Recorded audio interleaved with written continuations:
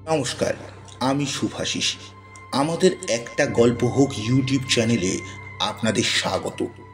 আজকের গল্প রবীন্দ্রনাথ ঠাকুরের কাহিনী অবলম্বনে দেনা পাওনা। গল্প পাঠে এবং সমগ্র পরিচালনায় আমি শুভাশিস।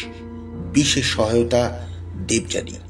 পোস্টার ডিজাইন এবং সাউন্ড এফেক্ট শুভ। 5 ছেলের পর যখন এক কন্যা জন্মিল, তখন বাপে মায়ে অনেক আদর করিয়া তাহার নাম রাখিল নিরুপমা। এই গোষ্ঠীতে এমন শৌখিন নাম ইতিপূর্বে কখনো শোনা যায় না। প্রায় ঠাকুর দেবতার নামই প্রচলিত ছিল। গণেশ, কার্তিক, পার্বতী তাহার উদাহরণ।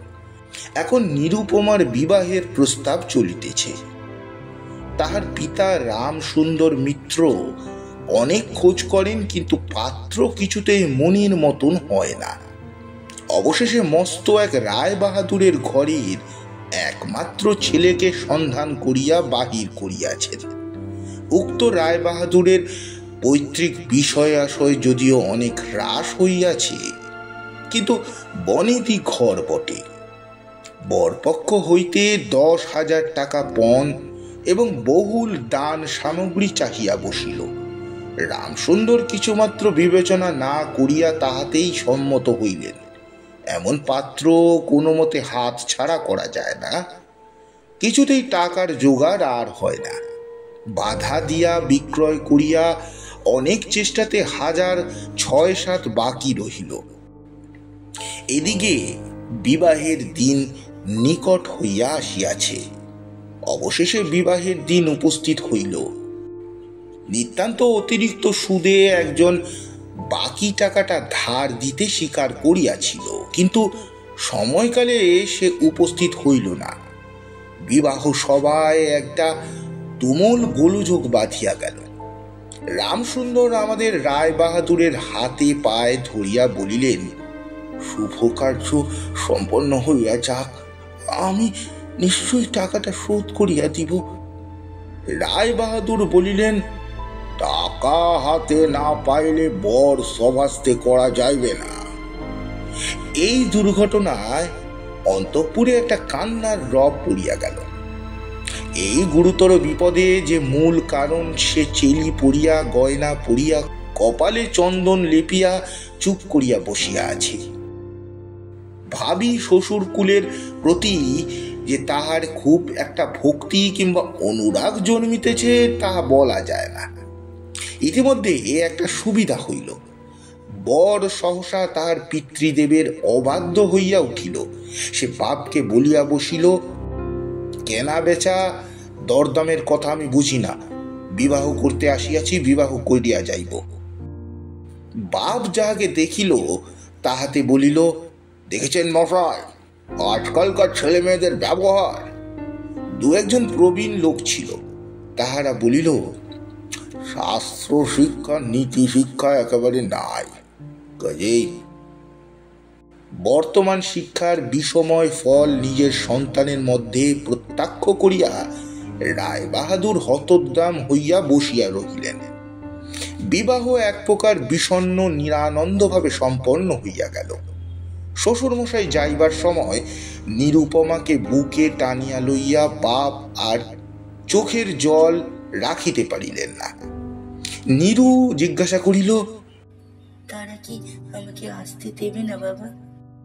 রামসুন্দর বলিলেন, কেন আসতে দেবে না মা, আমি তোকে নিয়ে আসব।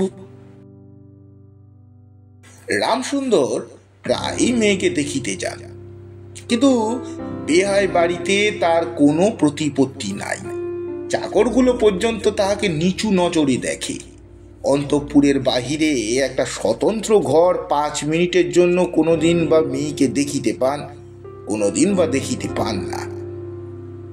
কুটুম্ব গৃহে এমন করিয়া অপমান তো সহ্য হয় না। রামসুন্দর স্থির করিলেন, যেমন করিয়া হোক টাকাটা শোধ করিয়া দিতে হইবে। কিন্তু যে ঋণ ভার কাঁধে চাপিয়াছে, তাহার ভার সামলানো দুঃসাধ্য। খরচপত্রের অত্যন্ত টানাটানি পড়িয়াছে। এবং পাওনাদারদের দৃষ্টিপথ এড়াইবার জন্য সর্বদাই নানারূপ হীন কৌশল অবলম্বন করিতে হইতেছে।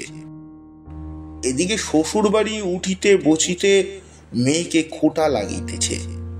পিতৃগৃহের নিন্দা শুনিয়া ঘরের দ্বার দিয়া অশ্রু বিসর্জন তাহার নিত্য ক্রিয়ার মধ্যে দাঁড়াইয়াছে। বিশেষত শাশুড়ির আক্রোশ আর কিছুতেই মেটে না। যদি কেহ বলে, আহা কি শ্রী, বউয়ের মুখখানি দেখলে চোখ জুড়িয়ে যায়, শাশুড়ি ঝংকার দিয়া বলিয়া ওঠে, স্ত্রী তো ভারী, যেমন ঘরের মেয়ে তেমনি স্ত্রী। এমনকি বউয়ের খাওয়া পড়ার যত্ন হয় না। যদি কোনো দয়া পরতন্ত্র প্রতিবেশিনী কোনো ত্রুটির উল্লেখ করে, শাশুড়ি বলে,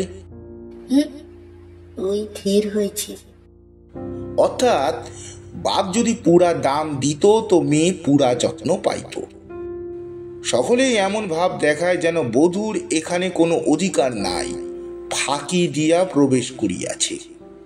বোধ হয় কন্যার এই সকল অনাদর এবং অপমানের কথা বাপের কানে গিয়া থাকিবে।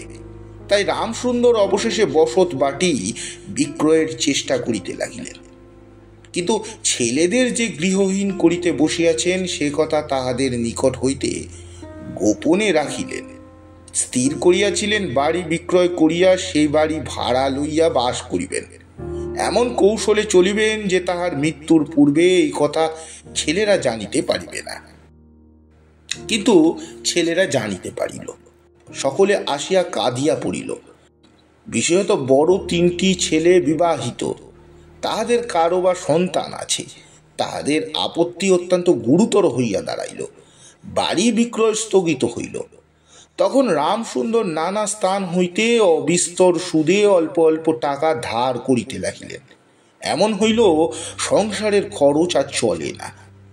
নিরু পাপের মুখ দেখিয়া সব বুঝিতে পারিল। বৃদ্ধের পক্ককেশে শুষ্ক মুখে এবং সদা সংকুচিত ভাবে দৈন্য এবং দুশ্চিন্তা প্রকাশ হইয়া পড়িল। মেয়ের কাছে যখন বাপ অপরাধী, তখন সে অপরাধের অনুতাপ কি গোপন রাখা যায়? রামসুন্দর যখন বেয়াই বাড়ির অনুমতিক্রমে ক্ষণকালের জন্য কন্যার সাক্ষাৎ লাভ করিতেন, তখন বাপের বুক যে কেমন করিয়া ফাটে তাহার হাসি দেখিলেই টের পাওয়া যাইত। সেই ব্যথিত পিতৃহৃদয়কে সান্ত্বনা দেবার উদ্দেশ্যে দিন কতক বাপের বাড়ি যাইবার জন্য নিরু নিতান্ত অধীর হইয়া উঠিয়াছে। বাপের ম্লান মুখ দেখিয়া সে আর দূরে থাকিতে পারে না। একদিন রামসুন্দরকে কহিল, বাবা, আমাকে একবার বাড়ি লইয়া যাব। রামসুন্দর বলিলেন, আচ্ছা।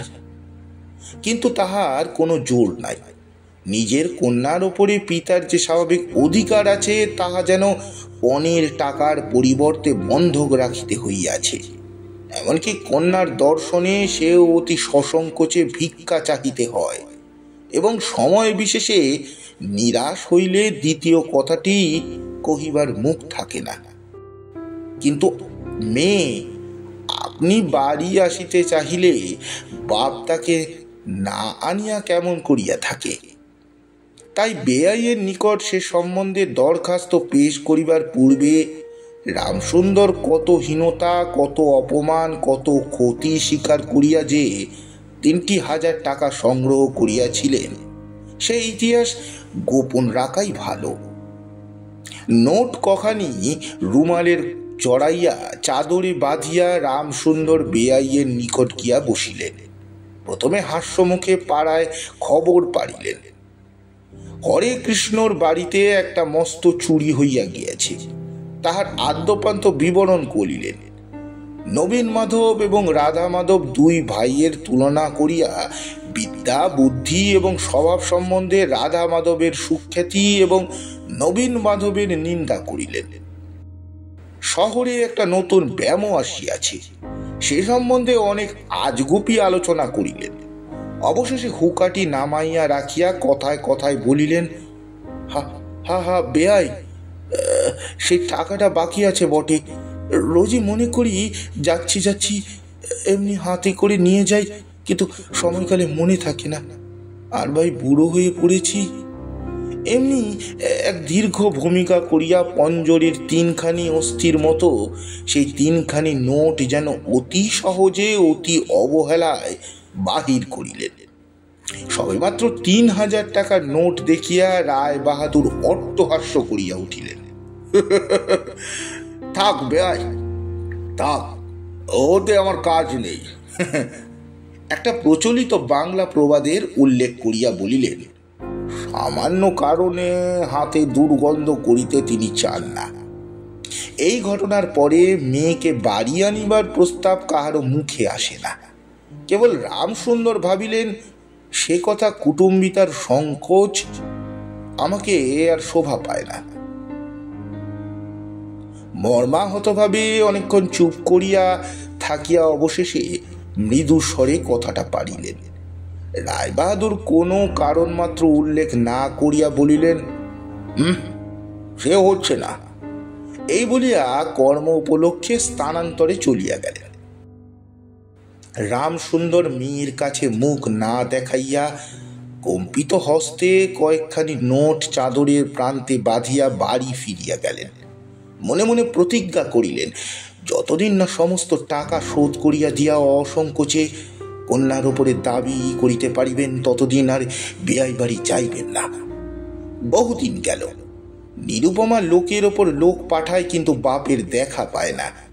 অবশেষে অভিমান করিয়া লোক পাঠানো বন্ধ করিল। তখন রামসুন্দরের মনে বড় আঘাত লাগিল, কিন্তু তবু গেলেন না। আশ্বিন মাস আসিল। রামসুন্দর বলিলেন, এবার পূজার সময় মাকে ঘরে আনিবই, নইলে আমি। খুব একটা শক্ত রকম শপথ করিলেন। পঞ্চমী কি ষষ্ঠীর দিনে আবার চাদরের প্রান্তে গুটি কতক নোট বাঁধিয়া রামসুন্দর যাত্রার উদ্যোগ করিলেন। 5 বৎসরের এক নাতি আসিয়া বলিল, দাদা, আমার জন্য গাড়ি কিনতে যাচ্ছিস? বহুদিন হইতে তাহার ঠেলা গাড়িতে চড়িবার হাওয়া খাইবার শখ হইয়াছে, কিন্তু কিছুতেই তাহা মিটিবার উপায় হইতেছে না। 6 বছরের এক নাতনি আসিয়া সরদনে কহিল, পূজার নিমন্ত্রণে যাইবার মতো আমার একখানি ভালো কাপড় নাই। রামসুন্দর তাহা জানিতেন এবং সে সম্বন্ধে তামাক খাইতে খাইতে বৃদ্ধ অনেক চিন্তা করিয়াছেন। রায় বাহাদুরের বাড়ি যখন পূজার নিমন্ত্রণ হইবে, তখন তাহার বধূগণকে অতি যৎসামান্য অলঙ্কারে অনুগ্রহ পাত্র দরিদ্রের মতো যাইতে হইবে। একথা স্মরণ করিয়া তিনি অনেক দীর্ঘ নিঃশ্বাস ফেলিয়াছেন, কিন্তু তাহাতে তাহার ললাটের বার্ধক্য রেখা গভীর অঙ্কিত হওয়া ছাড়া আর কোনো ফল হয় নাই। দৈন নিপীড়িত গৃহের ক্রন্দনধ্বনি কানে লইয়া বৃদ্ধ তাড়াতাড়ি বেয়াই বাড়িতে প্রবেশ করিলেন। আজ তাহার সে সংকোচ ভাব নাই। দ্বাররক্ষী ও ভৃত্যদের মুখের প্রতি সে চকিত সলজ্জ দৃষ্টিপাত দূর হইয়া গিয়াছে, যেন আপনার গৃহে প্রবেশ করিলেন। শুনিলেন রায় বাহাদুর ঘরে নাই, কিছুক্ষণ অপেক্ষা করিতে হইবে। মনের উচ্ছ্বাস সংবরণ করিতে না পারিয়া রামসুন্দর কন্যার সহিত সাক্ষাৎ করিলেন। আনন্দে 2 চোখ দিয়া জল পড়িতে লাগিল। বাপও কাঁদে, মেয়েও কাঁদে, 2 জনে কেহই আর কথা কহিতে পারে না। এমনি করিয়া কিছুক্ষণ গেল। তারপর রামসুন্দর কহিলেন, এইবার তোকে নিয়ে যাচ্ছি মা, আর কোনো গোল নাই। এমন সময় রামসুন্দরের জ্যেষ্ঠ পুত্র হরমোহন তার 2 ছোট ছেলের সঙ্গে সহসা ঘরে প্রবেশ করিল। পিতাকে বলিল, বাবা, আমাদের তবে এবারে পথে ভাসালে। রামসুন্দর সহসা অগ্নিমূর্তি হইয়া বলিলেন, তোদের জন্য আমি কি নরকগামী হব? আমাকে তোরা আমার সত্য পালন করতে দিবি নে? রামসুন্দর বাড়ি বিক্রয় করিয়া বসিয়া আছেন। ছেলেরা কিছুতেই জানিতে না পায় তাহার অনেক ব্যবস্থা করিয়াছেন, কিন্তু তবু তাহারা জানিয়াছে দেখিয়া তাহাদের প্রতি হঠাৎ অত্যন্ত রুষ্ট ও বিরক্ত হইয়া উঠিলেন। তাহার নাতি তাহার 2 হাঁটু সবলে জড়াইয়া মুখ ধরিয়া তুলিয়া কহিল, দাদু, আমাকে গাড়ি কিনে দিলে না? নতশির রামসুন্দরের কাছে বালক কোনো উত্তর না পাইয়া নীরুর কাছে গিয়া বলিল, পিসিমা, আমাকে একটা গাড়ি কিনিয়ে দেবে? নিরুপমা সমস্ত ব্যাপার বুঝিতে পারিয়া কহিল, বাবা, তুমি যদি আর এক পয়সাও আমার শ্বশুরকে দাও, তাহলে আর তোমার মেয়েকে দেখতে পাবে না। এই তোমার গায়ে ছুঁয়ে বললুম। রামসুন্দর বলিলেন, ছি মা, এমন কথা বলিতে নেই। আর টাকাটা যদি আমি না দিতে পারি, তাহলে তোর বাপের অপমান আর তোরও অপমান। নীরু কহিল, টাকা যদি দাও তবেই অপমান। তোমার মেয়ের কি কোনো মর্যাদা নেই? আমি কি কেবল এক টাকার থলি? যতক্ষণ টাকা আছে ততক্ষণ আমার দাম। না বাবা, এই টাকা দিয়ে তুমি আমাকে অপমান করো না। তাছাড়া আমার স্বামী তো এই টাকা চান না। রামসুন্দর কহিলেন, তাহলে তাহলে তোমাকে যেতে দেবে না মা? নিরুপমা কহিল, না দেয় তো কি করবে বলো? তুমিও আর নিয়ে যেতে চেও না। রামসুন্দর কম্পিত হস্তে নোট বাঁধা চাদরটি কাঁধে তুলিয়া আবার চোরের মতো সকলের দৃষ্টি এড়াইয়া বাড়ি ফিরিয়া গেলেন। কিন্তু রামসুন্দর এই যে টাকা আনিয়াছিলেন এবং কন্যার নিষেধে যে টাকা না দিয়াই চলিয়া গিয়াছেন, সে কথা গোপন রহিল না। কোন স্বভাব কৌতূহলী দ্বার লগ্নকারী কর্ণদাসী নীরুর শাশুড়ির কাছে এই খবর দিল। শুনিয়া তাহার আক্রোশে সীমা রহিল না। নিরুপমার পক্ষে তাহার শ্বশুরবাড়ি সরসজ্জা হইয়া উঠিল। এদিকে তার স্বামী বিবাহের অল্পদিন পরে ডেপুটি ম্যাজিস্ট্রেট হইয়া দেশান্তরে চলিয়া গিয়াছে এবং পাছে সংসর্গ দোষে হীনতা শিক্ষা হয় এবং ওজোরে সম্পত্তি বাপের বাড়ির আত্মীয়ের সহিত নীরুর সাক্ষাৎকার সম্পূর্ণ নিষিদ্ধ হইয়াছে। এই সময় নীরুর এক গুরুতর পীড়া হইল, কিন্তু সেই জন্য তাহার শাশুড়িকে সম্পূর্ণ দোষ দেওয়া যায় না। শরীরের প্রতি সে অত্যন্ত অবহেলা করিত। কার্তিক মাসে হিমের সময় সমস্ত রাত মাথার দরজা খোলা, শীতের সময় গায়ে কাপড় নাই, আহারের নিয়ম নাই। দাসীরা যখন মাঝে মাঝে খাবার আনিতে ভুলিয়া যাইত, তখন সে তাহাদের একবারও মুখ খুলিয়া স্মরণ করাইয়া দেওয়া, তাহাও সে করিত না। সে যে পরের ঘরের দাস দাসী এবং কর্তা গৃহিণীদের অনুগ্রহের ওপর নির্ভর করিয়া বাস করিতেছে, এই সংস্কার তাহার মনে বদ্ধমূল হইয়াছিল। কিন্তু এরূপ ভাবটা শাশুড়ির সহ্য হইত না। যদি আহারের প্রতি বধূর কোনো অবহেলা দেখিতেন, তবে শাশুড়ি বলিতেন, নবাবের মেয়ে কিনা গরিবের অন্ন মুখে রুচি না। কখনো বলিতেন, দেখো না একবার ছিঁড়ে হচ্ছে, দেখো দেখো, দিনে দিনে যেন পোড়া কাঠ হয়ে যাচ্ছে। রোগ যখন গুরুতর হইয়া উঠিল, তখন শাশুড়ি বলিলেন, এগুলো ওর সমস্ত ন্যাকামি। অবশেষে নীরু সবিনয় শাশুড়িকে বলিল, বাবাকে আর আমার ভাইকে একবার দেখবো মা। শাশুড়ি বলিলেন, কেবল বাড়ি যাইবার ছল। কেহই বলিলে বিশ্বাস করিবে না। সেই দিন সন্ধ্যার পর নীরুর শ্বাস উত্থিত হইল। সেই দিন প্রথম ডাক্তার আসিল এবং সেই দিনই ডাক্তারের দেখা শেষ হইল। বাড়ির বড় বউ মরিয়াছে। খুব ধুম করিয়া অন্ত্যেষ্টিক্রিয়া সম্পন্ন হইল। প্রতিমা বিসর্জনের সমারোহ সম্বন্ধে জেলার মধ্যে রায়চৌধুরীদের যেমন লোক বিখ্যাত প্রতিপত্তি আছে, বড় বউয়ের সৎকার সম্বন্ধে রায়বাহাদুরদের তেমনি একটি খ্যাতি রটিয়া গেল। এমন চন্দন কাষ্ঠের চিতা এ মুলুকে কেহ কখনো দেখে নাই। এমন ঘটা করিয়া শ্রাদ্ধ কেবল রায়বাহাদুরদের বাড়িতেই সম্ভব এবং শোনা যায়। ইহাতে তাহাদের কিঞ্চিত ঋণ হইয়াছিল। রামসুন্দরকে সান্ত্বনা দিবার সময় তাহার মেয়ের যে কিরূপ মহাসমারোহে মৃত্যু হইয়াছে, সকলেই তাহার বহুল বর্ণনা করিল। এদিকে ডেপুটি ম্যাজিস্ট্রেটের চিঠি আসিল, আমি এখানে সমস্ত বন্দোবস্ত করিয়া লইয়াছি, অতএব অবিলম্বে আমার স্ত্রীকে এখানে পাঠাইবে। রায় বাহাদুরের মহিষী লিখিলেন, বাবা, তোমার জন্য আরেকটা মেয়ের সম্বন্ধ করিয়াছি, অতএব অবিলম্বে ছুটি লইয়া এখানে আসিবে। এবারে 20,000 টাকা পণ এবং হাতে হাতে আদায়। এবারে 20,000 টাকা পণ এবং হাতে হাতে আদায়।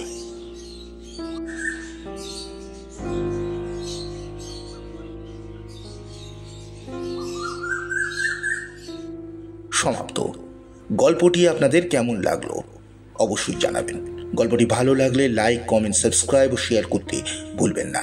নমস্কার।